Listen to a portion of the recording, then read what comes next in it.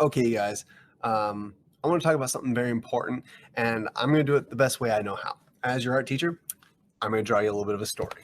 So let's hop into this. We're going to start this story off in a kingdom that's far, far away. In this kingdom, there's a annual race. Every year, all the people go out for this race.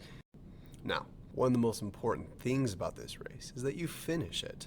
Yes, there's a glorious prize for those who finish first. However, each year, what's most important to the people is did they finish the race? Now, there was one year where the king was in a furious mood and he did something that was quite unusual in this faraway kingdom. He made a decree in all the land and declared that all people had to finish the race or face death by the gallows. The racers were a little nervous going into the race, and to their dismay, they found that not only were they facing death by gallows, but they are being forced to try to race being bound and gagged. All the racers find themselves upon the ground, trying to figure out how to inch themselves forward, scared because they know that they will face the gallows. The racers find themselves laying upon the ground, imagining when they will go to the gallows and hang for not finishing the race. They find themselves laying there wondering, will the king recognize that no one can finish the race, and will he spare them? And in their despair, they lie there, not moving an inch.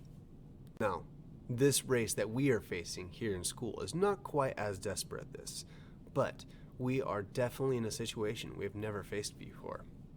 Now, it's always been the case that mankind has been learning, every day learning something in some new way. Now, back when the first man was learning how to do things on their own, they weren't really alone. They were able to share their knowledge with others, and it's always been that way. When you would go out to learn a task or a trade, you'd learn it by the side of your village. You'd learn it at the hand of a master. You would always be working with someone who knew the trade. They were there. They were with you. You were able to receive encouragement, praises, chastisements, all the things needed to encourage you to make it through to the end by the hand of those that were with you. Then, suddenly, in our great new age of technology, we throw technology at each other, forcing each other into a sort of isolation. Sure, we feel like we're not isolated because we're the most connected generation ever. I'm able to talk to my parents every day, and I live 9 hours away from them. But, nonetheless, I'm able to talk to them all the time. You're able to communicate with all your friends all the time. But really, we are isolated. But our isolation now is something unique. It's something different. This separation is a physical separation. We are digitally connected, but physically separate. For thousands of years have been used to having that physical connection, someone in the room with you, and now suddenly that is severed. And this is dramatic for us. It is hard. We are essentially programmed to have someone with us, and now suddenly we're required to do it alone.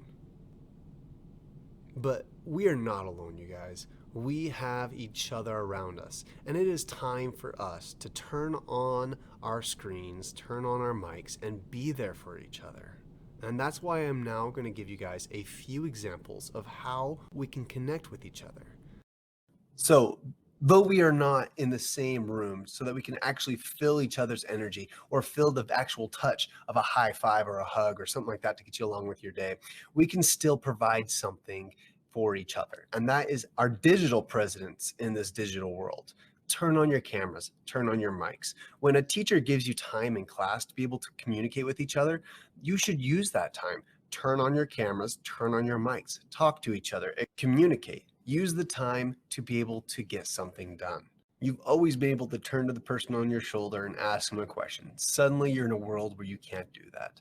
And that is why I come to my second suggestion for you guys, and that is to get each other's contact information. If you are in a group in class, get your teammates' numbers. If you are in a class where you see you have other friends in that same class, make sure you have the contact information of those friends so that you can contact each other outside of class during asynchronous learning, so that you can use that time together, work on assignments together, talk to each other as you work on it. Do not do these things alone. Be there for each other. If you're able to do it FaceTime, fantastic. If just a voice, that's at least something. Other things you can do to help your partners out is when you guys are in your small groups talking to each other, or if you're doing a FaceTime, take time when you are talking to try to look into the camera. Looking in the camera helps the other person feel like you are looking into their eyes and will help them feel like this is more of a real experience talking to each other.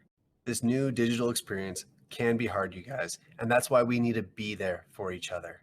Please reach out to your peers, reach out to your friends, help them along this hard path.